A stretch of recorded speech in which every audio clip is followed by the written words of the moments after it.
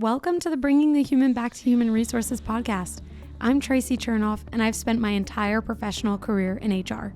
Each week, we'll explore the delicate balance between people and business with the aim to reconnect the two and create meaningful outcomes. Listen in as I share my own experiences, challenge the status quo, and chat with guests from various industries about our mission to bring the human back to human resources. Hi, everyone. Welcome back to the Bringing the Human Back to Human Resources podcast. Thank you so much for being here for another week. Don't forget to rate, review, and subscribe wherever you're catching this episode. If you listen, thank you so much. If you watch, thank you so much. If you're catching this on YouTube, don't forget to subscribe. And I think there's still a notification bell that you can click so that you're notified when new episodes or videos, in this case on YouTube, are published. And for those of you who watch or listen on Spotify, you can kind of do the same thing. You can get notified when a new episode drops. So before I get into this episode, I just want to issue a trigger warning that we will be talking about death and loneliness and isolation. And if those topics are topics that you are uncomfortable with or that trigger you or that you just simply don't have the emotional bandwidth to kind of take part in, that is totally okay. You can skip this episode. I will not be upset with you. I get it. So I just want to mention that I'm going to talk about this topic in a few different ways.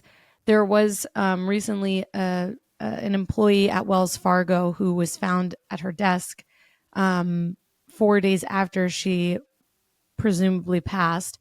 And I'll dive into this. I'll share her name and all of that.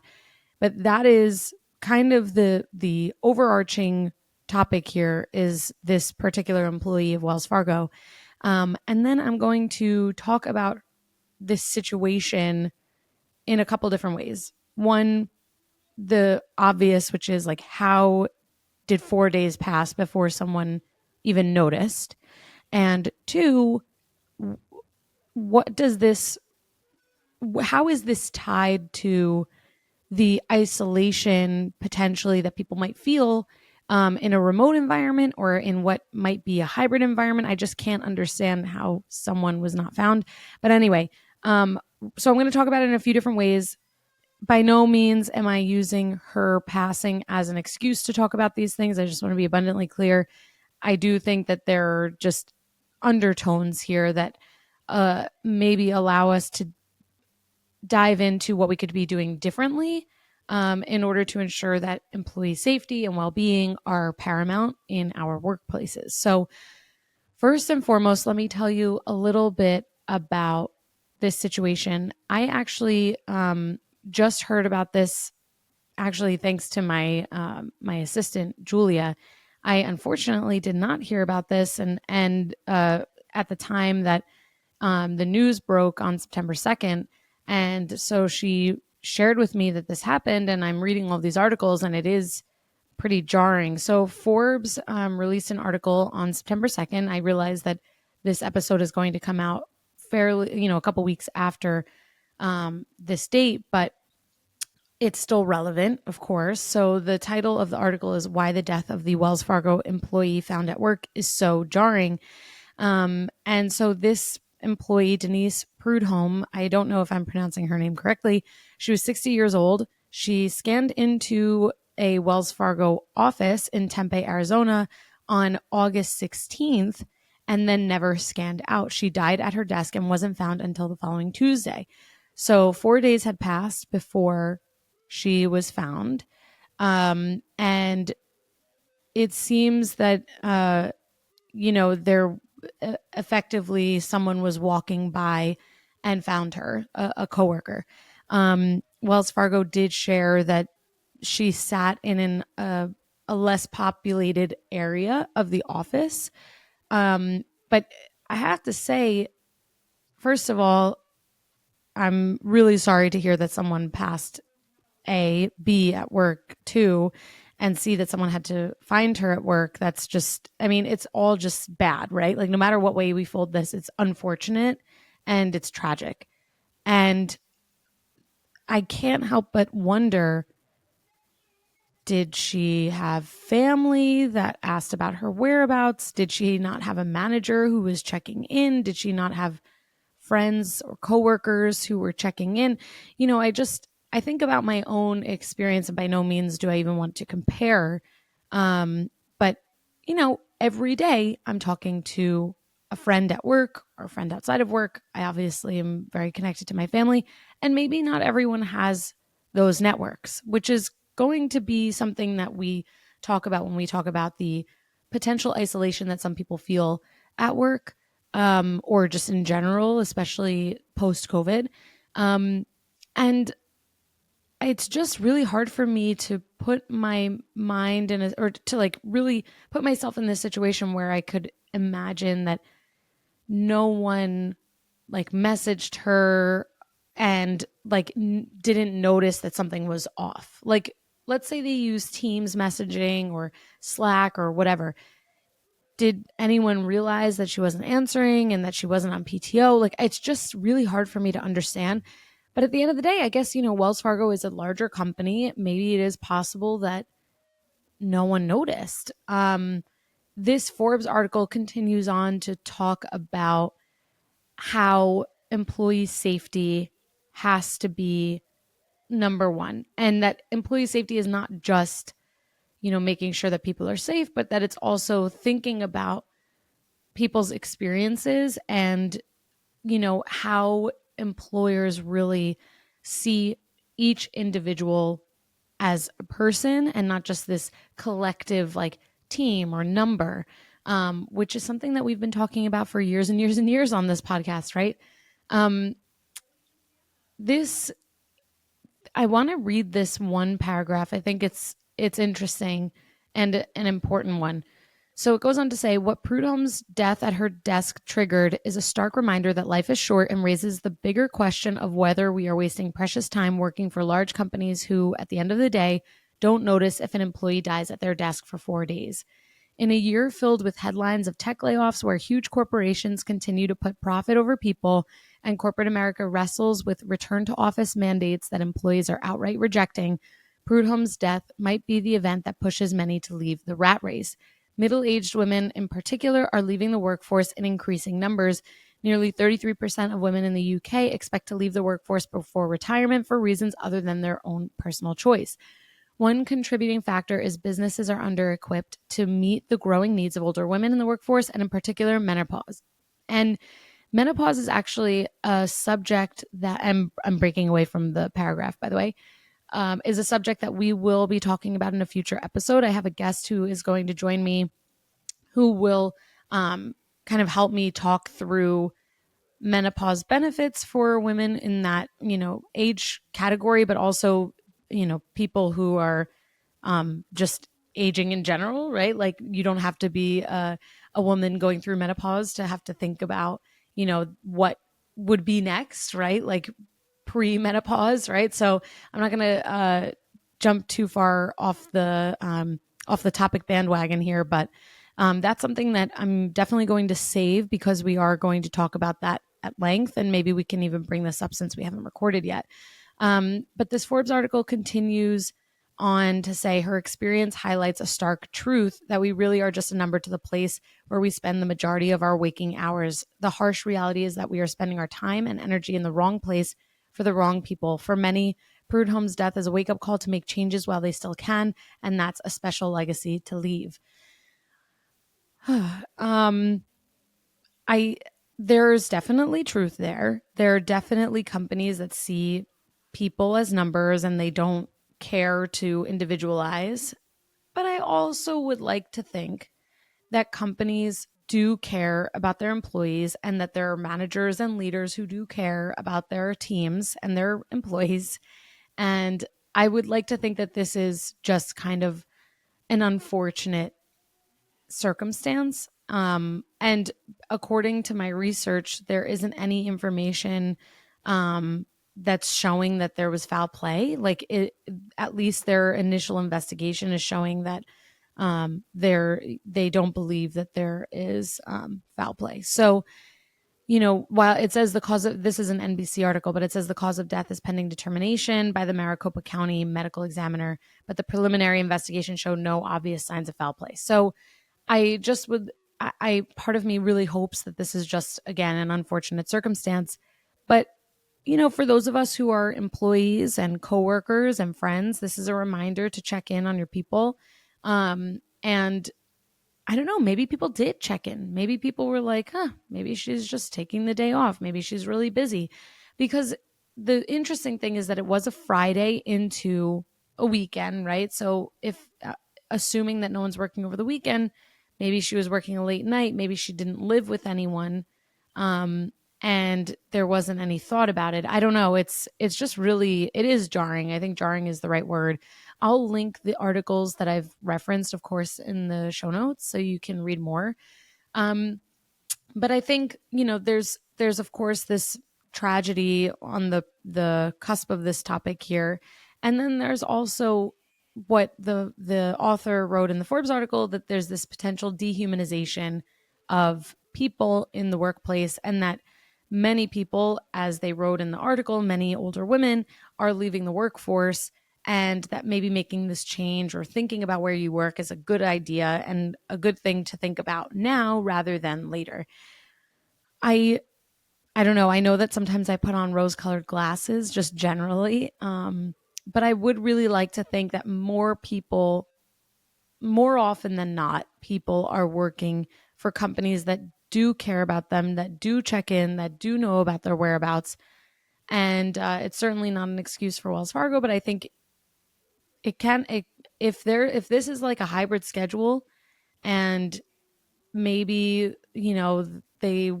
there wasn't a meeting that she would have needed to attend until a later time in that week, like maybe it is possible for someone to be forgotten or to not have information on their whereabouts. But then I challenge that thinking, and I've had situations where I've had to do wellness checks on employees in the past.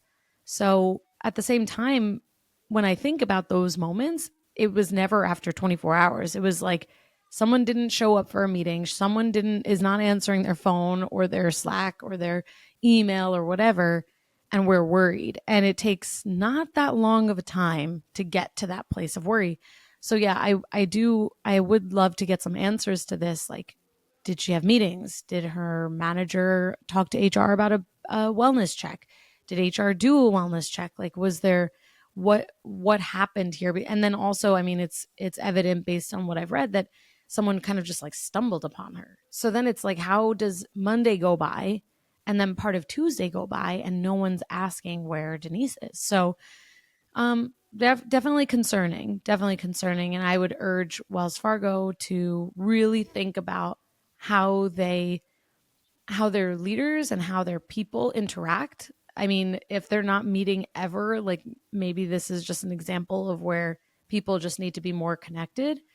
So that's kind of the first thing. It's really hard to talk about something like this because there's a lot of assuming and just a lot of speculation. And I certainly don't want to do that, especially when we're talking about someone's life. Like, that's not the game I'm playing here. So without getting too far down this rabbit hole and creating all of these what ifs, I think let's leave it there and hope that people did check in and that people did raise a flag to the appropriate people, and that those appropriate people hopefully did the right thing and we're trying to track her down. And I don't know, but at the same time, I keep like playing devil's advocate with my own statements, but it's like you could see she scanned in and didn't scan out. So that doesn't take very long to figure out.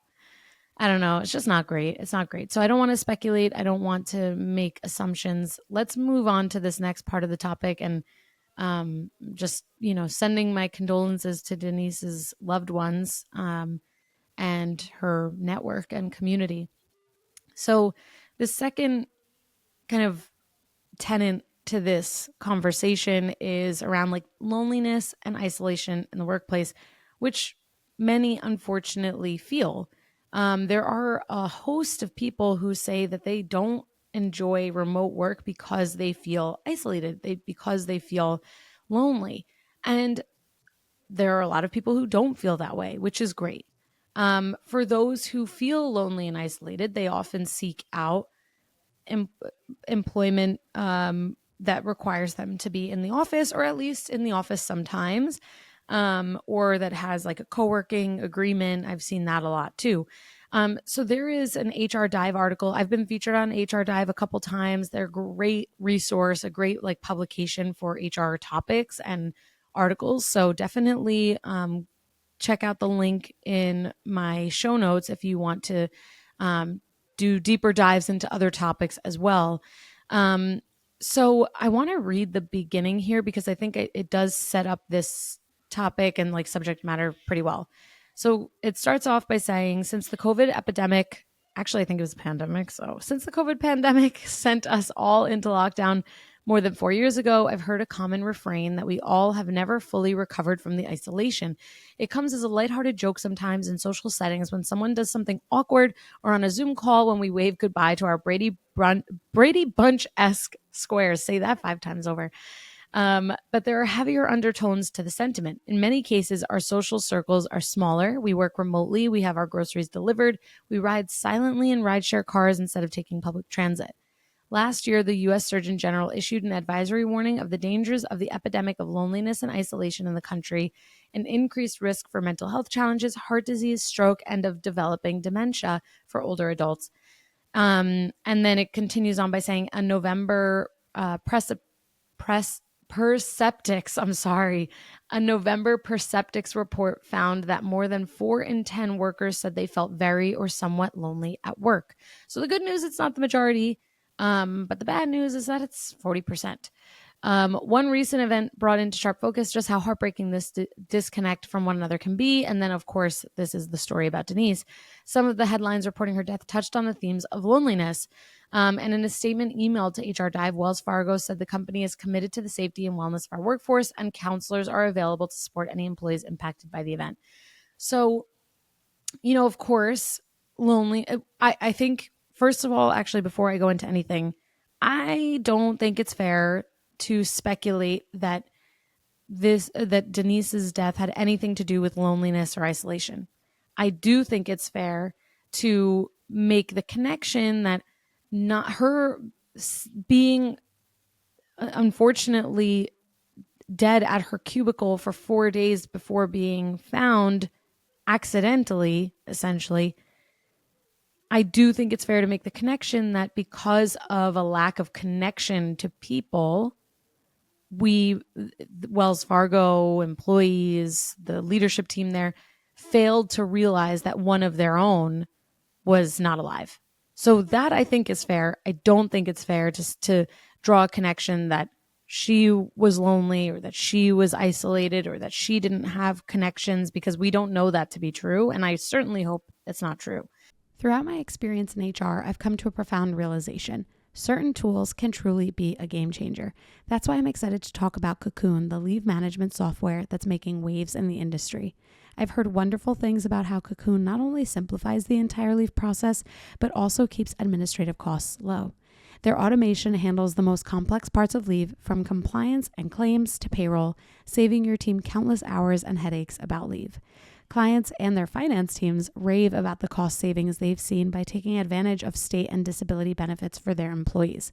Plus, Cocoon integrates seamlessly with top HRIS systems like Workday and ADP, ensuring a smooth process from start to finish.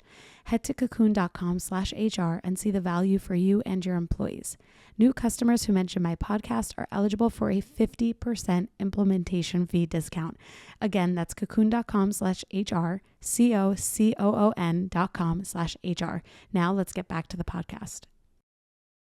So we have to be really careful, again, not to speculate, and we have to be really careful not to jump to conclusions. It's very possible that there was some very unfortunate medical emergency that she had and she was alone.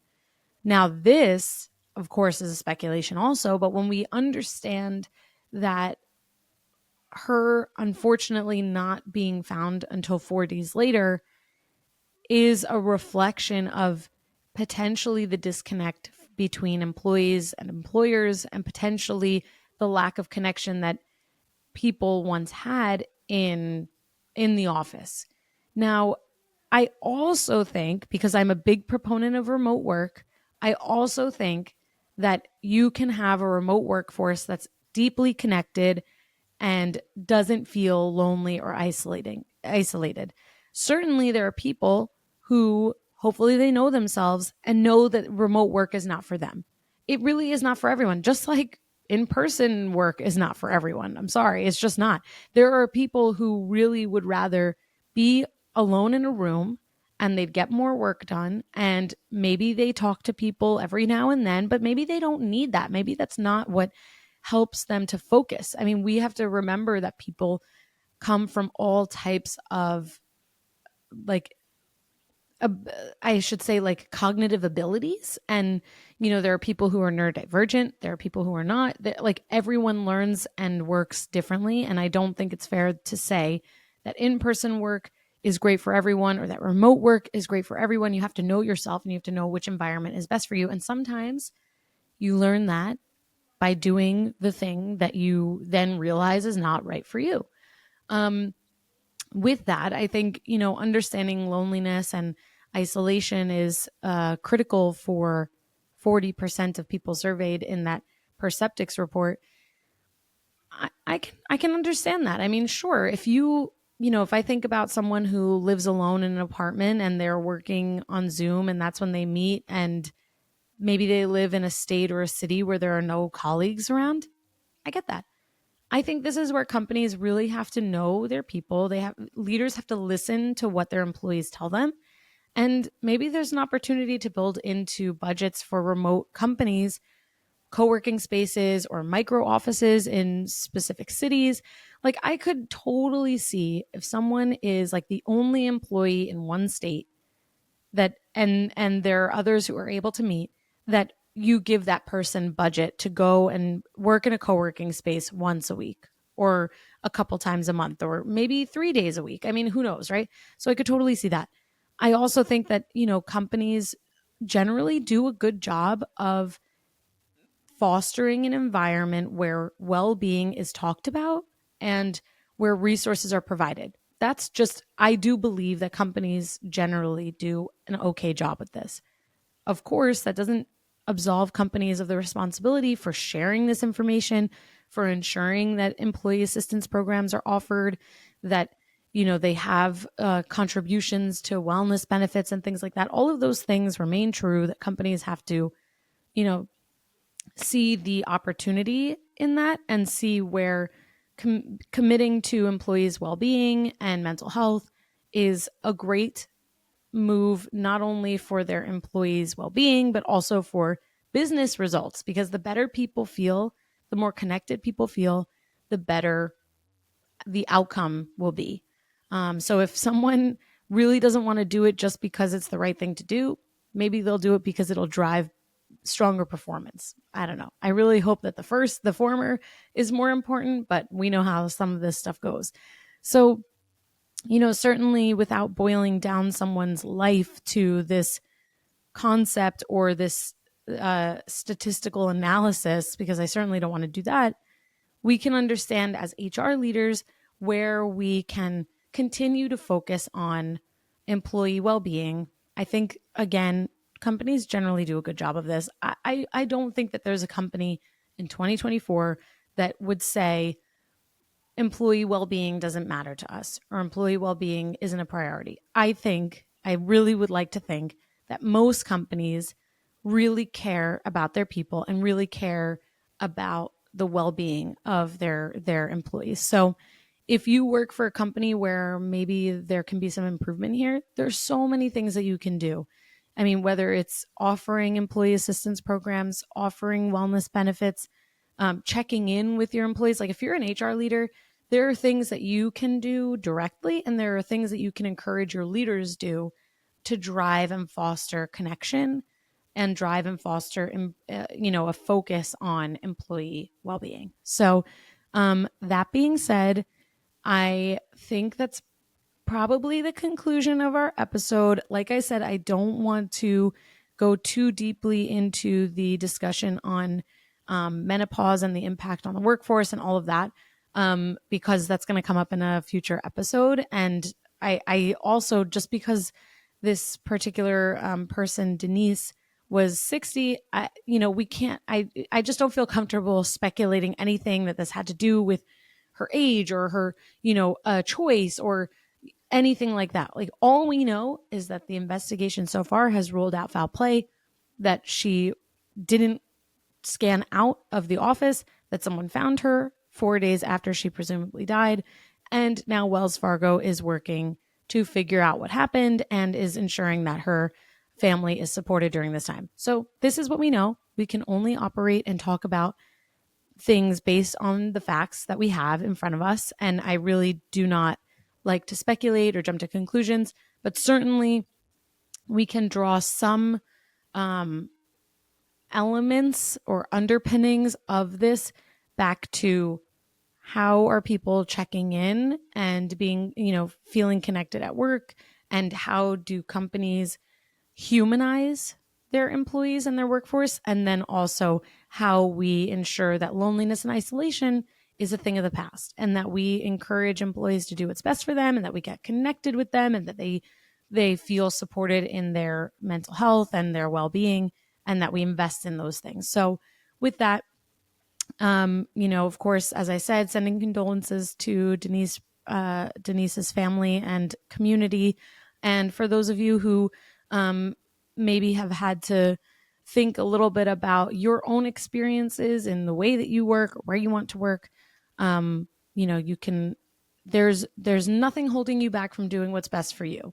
That's how I like to see life. If something is better for you, just do that something, rather than, doing what someone else wants you to do. So that said, I hope that these topics and I should say, like, characteristics or things that we could pull out, learnings that we could pull out from this situation, this unfortunate situation, have been helpful to you. And at the end of the day, if you or someone you know needs to talk, or maybe is in that bucket of feeling lonely or isolated, I will have resources in the show notes as well. And of course, reach out to me if you have any questions about this topic, or if you want me to talk about anything similar or different in the future. Happy to. Thank you so much for tuning in, and I will see you next week. Hey, just before you go, don't forget to subscribe to this show so that you are the first to hear when an episode drops each week. And maybe leave a 5-star review and a comment about how much you loved this episode. Plus, if you have someone in mind who would really enjoy this episode, make sure you share it with them. Thank you so much for tuning in, and I will see you next week.